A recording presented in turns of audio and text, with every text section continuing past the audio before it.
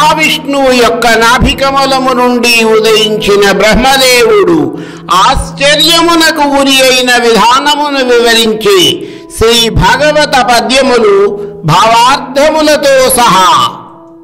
అందరికీ ఒక విన్నపము. పోతనామాత్యులు రచించిన శ్రీమద్భాగవతములోని కొన్ని ముఖ్యమైన ఘట్టములకు సంబంధించిన పద్యములను మాత్రమే తీసుకుని వాటి భావార్థములను వివరిస్తున్నందున ఈ పద్యములన్నీ ఒకే సందర్భములోనివి అయి ఉండవు. దయచేసి ఈ విషయమును గ్రహించగలరని మనవి. శ్రీ మహావిష్ణువు తన నాభి నుండి ఒక కమలమును అందుండి సృష్టికర్త అయిన బ్రహ్మదేవుని సృజించాడు.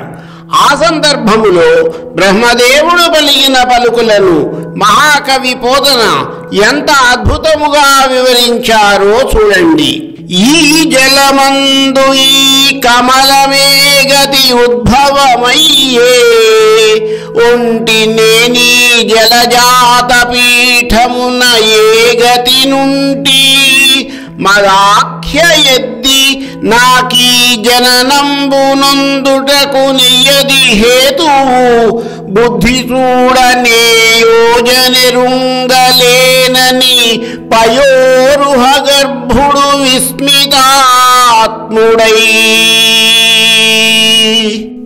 తనను సృష్టించిన తరువాత బ్రహ్మదేవుడు చుట్టూ పరికించాడు.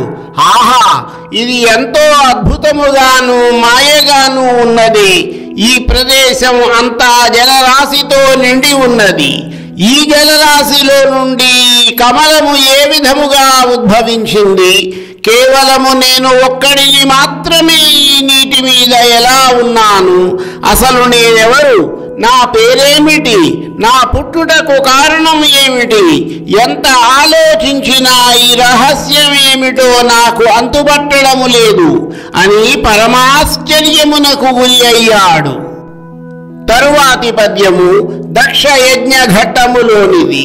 సత్రయాగం సమయములో తాను వచ్చినప్పుడు లేచి నిలబడి తనను గౌరవించలేదని తన అల్లుడైన ఈశ్వరుని మీది కోపముతో నిరీశ్వర యాగమును చేయాలని సంకల్పించాడు దక్ష ప్రజాపతి. ఆ యజ్ఞమునకు తన కుమార్తె అయిన సతీదేవిని, అల్లుడైన ఈశ్వరుని తప్ప మిగిలిన దేవతా గణములను, ముని ఋషి గణములందరినీ ఆహ్వానించాడు ఆయన. కాని తండ్రి చేస్తున్న యాగమునకు వెళ్ళాలని ముచ్చటపడింది సతీదేవి. ప్రమథ గణములను ఆమెకు తోడుగా ఇచ్చి పంపాడు పరమేశ్వరుడు. తీరా పుట్టింటికి వెళ్ళిన ఆమెకు నిరాశ ఎదురైంది. ఆమెతో ఎవరూ మాట్లాడలేదు సరికదా, పిలవని పేరంటానికి ఎందుకు వచ్చావని ప్రశ్నించిన దక్షుడు శివనింద చేశాడు. ఆ సందర్భములోనిది ఈ పద్యము. జనుడజ్ఞానమునన్ భుజించిన జుగుప్సంబైన అన్నంబు సయ్యన వెళ్ళించి పవిత్రుడైన గతి, దుష్టాత్ముండవై ఈశ్వరున్ ఘను నిందించిన నీతనో భవననంగానోర్వనీ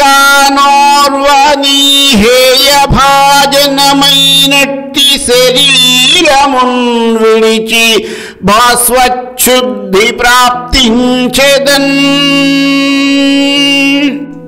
తండ్రి అయిన దక్ష ప్రజాపతి ప్రవర్తించిన తీరును నిరసించిన సతీదేవి ఆయనతో ఈ విధముగా పలికింది. మనిషి తనకు తెలియకుండా తినకూడని పదార్థములు తిన్నప్పుడు వెంటనే వాంతి చేసుకుని తన ఉదరమును శుభ్రం చేసుకుంటాడు. దుష్ట స్వభావము కల నీవు పరమశివుని నిందించిన కారణం చేత నేను నీ కుమార్తెను అనిపించుకోవడాన్ని సహించలేను. అందువల్ల ఈ అసహ్యమైన శరీరాన్ని పవిత్రాగ్నిలో దగ్ధము చేసి పవిత్రతను పొందుతాను. మరుసటి జన్మలో ఈశ్వరుని నా పతిగా పొందుతాను. పరమ సాధ్వీమణి అయిన సతీదేవి పలుకులు ఆ తల్లి యొక్క పాతివ్రత్యమును నిరూపిస్తున్నాయి. మరికొన్ని పద్యములు, వాటి భావార్థములు నా తదుపరి వీడియోలో